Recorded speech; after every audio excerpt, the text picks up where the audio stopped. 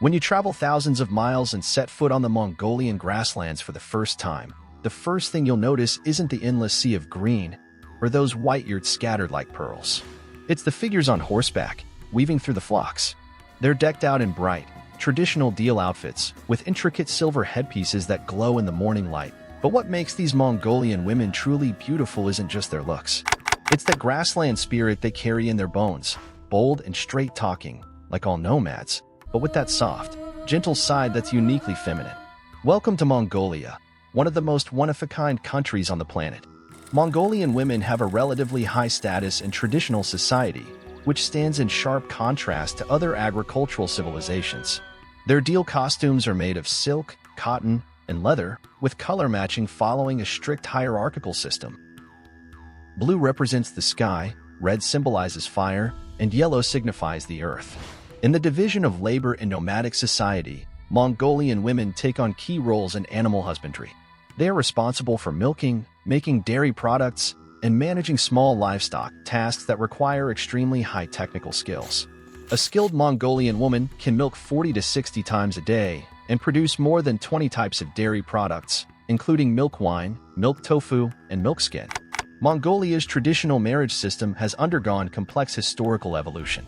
During Genghis Khan's time, Mongolia practiced polygyny, but this was mainly limited to the noble class.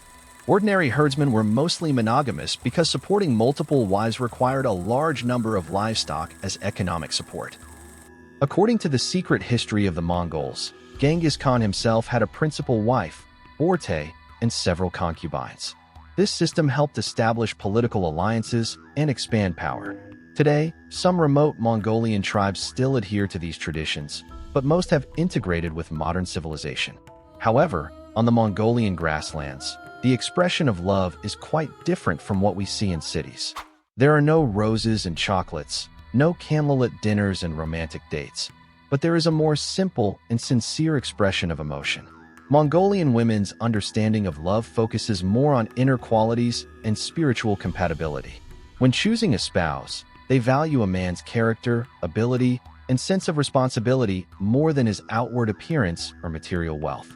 This concept of love is closely linked to the living environment on the grasslands. The Mongolian horse is the core of nomadic culture. Adult Mongolian horses have an average height of 132 to 142 centimeters and a weight of 300 to 400 kilograms, capable of carrying 30% of their own weight. Their lifespan can reach 25 to 30 years, 3 times that of other livestock. The horse breeds developed by Mongolians have strong adaptability, able to survive in temperatures as low as -40 degrees Celsius and trek long distances in the hot Gobi Desert. Sheep and goat management adopts the Albit system, which involves grouping based on age, gender, and breed. Wool is also an important Mongolian specialty, with an average yield of 2 to 3 kilograms per animal. These raw materials are crucial for making traditional clothing and yurts. The seasonal migration of Mongolian nomads follows strict scientific rules. Pastures for the 4 seasons are called spring camps, summer camps, autumn camps, and winter camps, each chosen according to specific criteria. Spring camps need to be sheltered from the wind and facing the sun with sufficient snowmelt water. Summer camps require high and dry terrain with good ventilation. Autumn camps need ample forage reserves. Winter camps must be windproof and warm with natural barriers.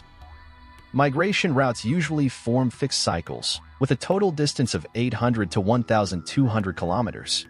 This migration pattern allows the grasslands to fully recover, avoiding ecological damage caused by overgrazing. The production process of Mongolian dairy products has high technical content. Making arki, fermented mare's milk, requires strict control of fermentation temperature, time, and stirring frequency.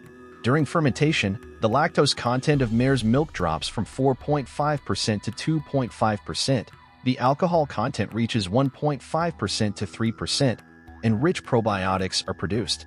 The production of sagaanide, a type of cheese, requires precise control of coagulant dosage, usually 1 to 2 milliliters of acid per 100 milliliters of milk. The coagulation temperature is controlled at 35 to 40 degrees Celsius, and the coagulation time is 30 to 45 minutes. The finished product has a protein content of 25 to 30% and a fat content of 15 to 20%. making it an excellent source of protein. If you have the tools, you can try making a drink similar to what Genghis Khan might have had. The yurt is a masterpiece of the architectural wisdom of nomadic peoples.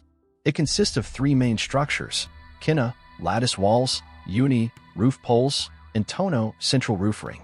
The entire structure requires no nails, relying entirely on mortise and tenon joints, and can be assembled or disassembled within 30 minutes. Although it looks similar to a tent, the circular structure of the yurt can effectively resist strong winds on the grasslands, with wind pressure evenly distributed over the structure, making it less likely to collapse. The internal space design follows strict directional rules. The door faces south, the north is for enshrining shrines, the west is the male area, and the east is the female area. This layout reflects profound cultural connotations and practical value.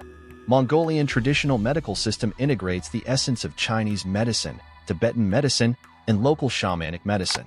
Mongolian women possess rich knowledge of herbal medicines, able to identify and use over 200 medicinal plants. Common medicinal materials include licorice, ephedra, rhubarb, and angelica, which grow naturally on the Mongolian plateau, often with stronger efficacy than artificially cultivated ones. Mongolian medicine believes that the human body is composed of three humors: hira, bagan, and zair. Diseases arise from an imbalance among the three. Treatment methods include drug therapy, bloodletting, moxibustion, and massage.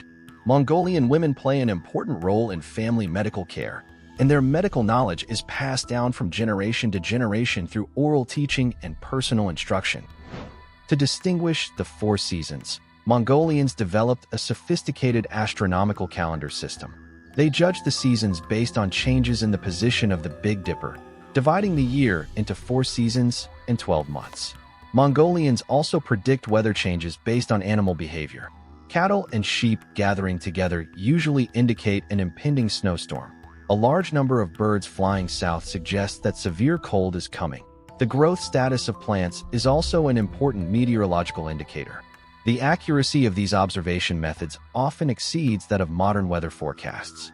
Mongolian people have a rich tradition of oral literature, among which epics such as Jangar and Gezer are treasures of the world's literary heritage. Mongolian women play an important role in literary inheritance. They are not only the main singers of folk songs and ballads, but also the preservers of myths and legends. Many ancient shamanic sacrificial texts and prayers have been preserved through women's oral transmission. Since the 20th century, traditional Mongolian culture has faced unprecedented challenges. Urbanization has led to a large number of young people leaving the grasslands, putting traditional skills at risk of being lost. According to Mongolian statistics, the current population that still maintains a traditional nomadic lifestyle is less than 300,000, accounting for about 10% of the total population.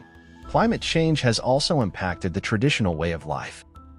Over the past 50 years, the average annual temperature on the Mongolian plateau has risen by 2.1 degrees Celsius, and precipitation has decreased by 15%. Traditional migration routes and timing need to be adjusted, and some traditional pastures are no longer suitable for grazing. The protection of Mongolian nomadic culture is of great practical significance. This culture represents the crystallization of human wisdom in adapting to harsh environments, and its ecological concepts have enlightenment for modern sustainable development. Mongolian traditional medicine, astronomical calendar, and architectural technology all have important scientific value. UNESCO has listed Mongolian longsong folk songs and matukin, horsehead fiddle, music in the representative list of the intangible cultural heritage of humanity.